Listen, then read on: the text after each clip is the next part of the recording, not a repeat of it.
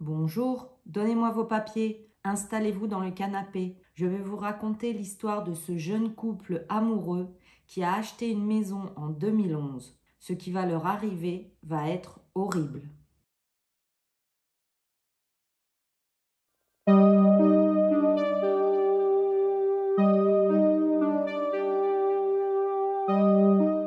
Bonjour, bienvenue pour une nouvelle histoire du paradis à l'enfer. Alors là, j'ai sauté sur l'occasion. Il y a une semaine, j'ai regardé un film sur Netflix, Aftermath. D'ailleurs, si vous voulez pas que je vous le spoil, arrêtez la vidéo ici.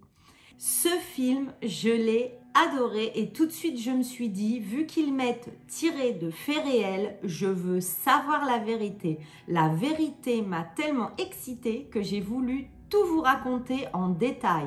J'ai mené l'enquête, j'ai cherché tout ce que je pouvais trouver sur cette histoire et voici donc aujourd'hui du paradis à l'enfer, la vraie histoire de Jerry Rice et Janice Rutter. Bon, alors là, pour faire simple, on va les appeler Jerry et Janice. Jerry et Janice, dans la Carmel Valley de San Diego, décident d'acheter une maison. On est en 2011. Ce couple est très amoureux et pour leur petit nid d'amour, ils ont trouvé la maison parfaite. Alors là, qu'est-ce qu'ils font? Eh bien, ils proposent une somme d'argent pour cette maison.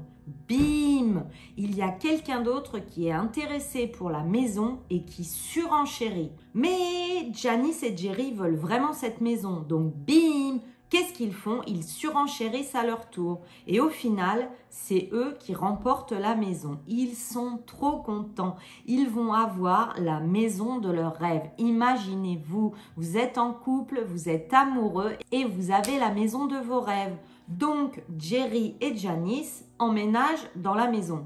Mais très vite, comme dans toutes mes histoires, cela ne va pas bien se passer. Jerry et Janice, tout d'abord, vont avoir quelques désagréments. En effet, tous les jours, dans leur boîte aux lettres, ils reçoivent des milliers de journaux sur plusieurs mois. Ils sont abonnés à tout type de magazines. Des journaux sur l'agriculture, des journaux de cuisine, des journaux sur les voitures, des journaux sur le bricolage et des journaux plutôt olé olé sur les choses coquines si vous voyez ce que je veux dire. Mais eux ne se sont pas abonnés à tous ces magazines. Qui peut bien les abonner à tous ces magazines? Surtout que, petite parenthèse, ils reçoivent des centaines de magazines olé olé, coquin, mais plutôt dégueulasses si vous me le permettez.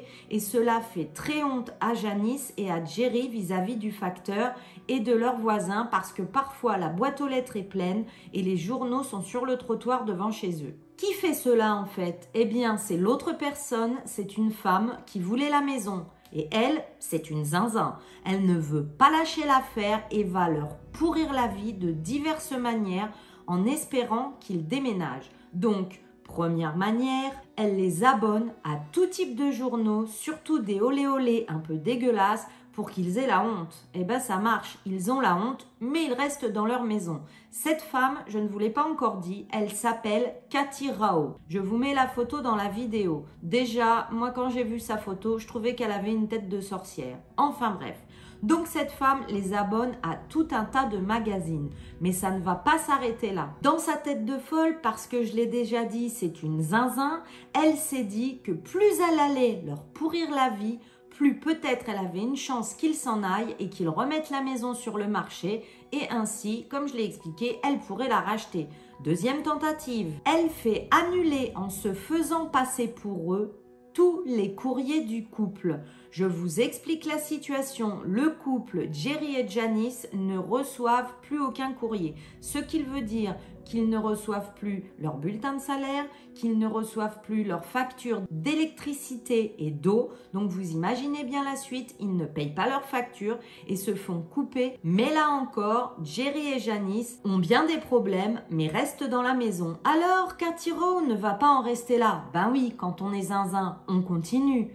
Elle va décider d'écrire plein de cartes postales romantiques et à caractère extrêmement olé olé à toutes les femmes du quartier, c'est-à-dire qu'elle va écrire des cartes postales à toutes les femmes du quartier de Jerry et Janice, se faisant passer pour lui, pour Jerry.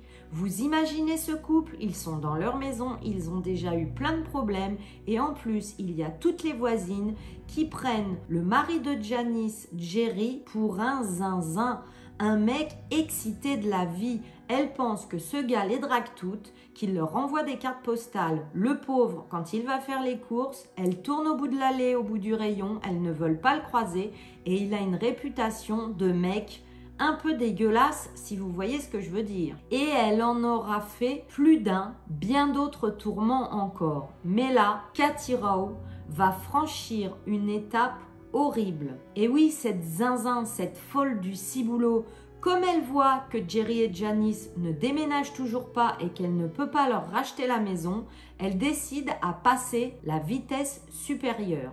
Pendant ce temps-là, Janice et Jerry, eux, ne se doutent pas du tout de qui est derrière tous ces tourments et c'est bien à leur surprise que la suite allait arriver. En effet, Katie Rowe va aller sur Internet, va aller sur des sites très olé olé à caractère très bizarre. Elle va créer une fiche de profil au nom de Janice, va y mettre son adresse, sa photo et dans le texte va demander à ce que des hommes viennent sonner chez elle, rentrent de force chez elle, la brutalisent et lui fassent des choses olé olé même si elle dit non. En effet, elle écrira dans le texte « J'aime que l'on me force à faire ces choses quand mon mari n'est pas là. » Et là, c'est horrible. Déjà, je fais une pause. Cette Katie Rowe, mais elle est cinglée.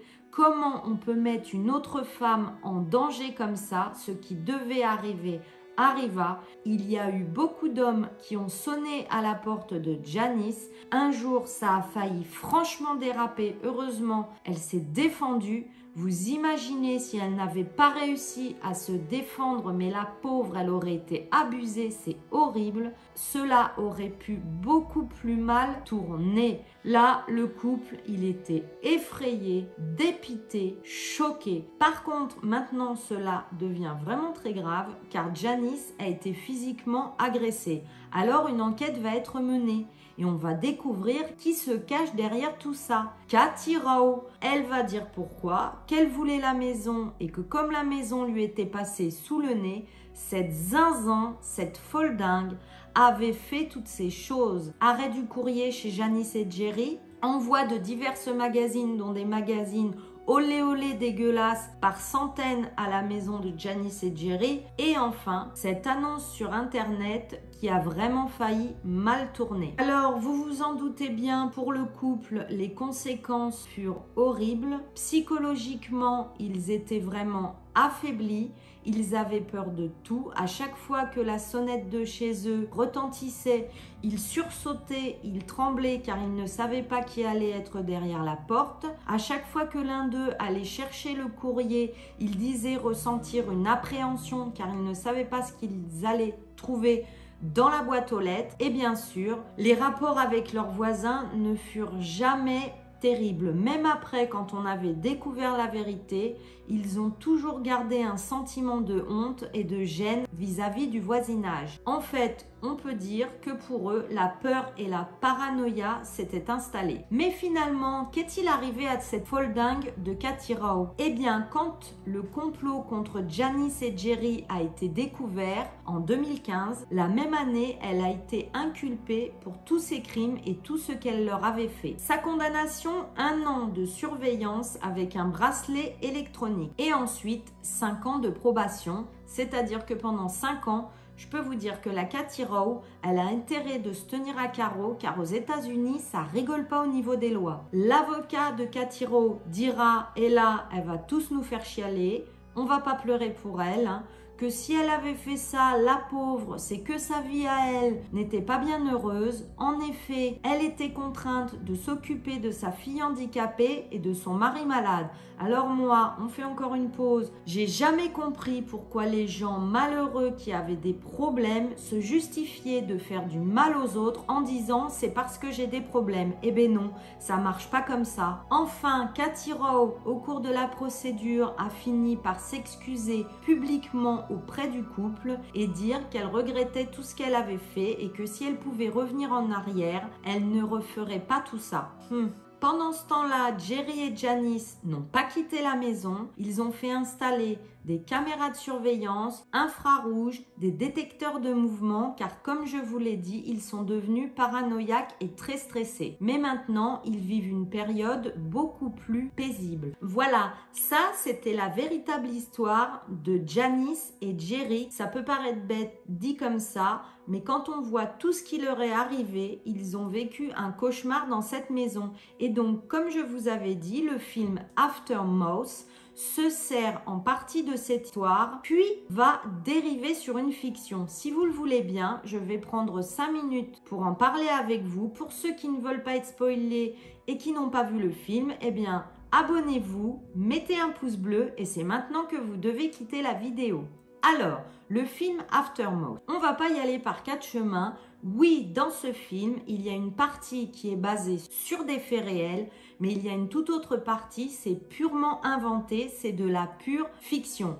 Non, on ne connaît pas d'histoire avec des doubles murs, avec un homme qui vit dedans pendant plusieurs années et qui sort la nuit pour vous effrayer. Oui, par contre, on connaît un couple qui a vécu dans une maison, qui recevait des magazines olé olé dégueulasses, comme on l'a dit tout à l'heure, qui a eu tout son courrier arrêté et qui aussi a eu des annonces internet à caractère dégueulasse au sujet de sa femme. Tout ça, c'est vrai. Bon alors, on sait que bien souvent dans les films, quand ils disent inspiré de faits réels, c'est toujours un petit peu exagéré. Ils prennent quelques petits passages et là, ils peuvent dire inspiré de faits réels. Là, clairement, dans le film, c'est 50-50. Le réalisateur Peter Winter avec la scénariste Dakota Gorman. Dakota Gorman dira que dans le script, Peter a imaginé beaucoup de choses, comme je vous l'expliquais auparavant. Cependant, l'histoire d'un couple qui achèterait une maison où il y a eu un crime,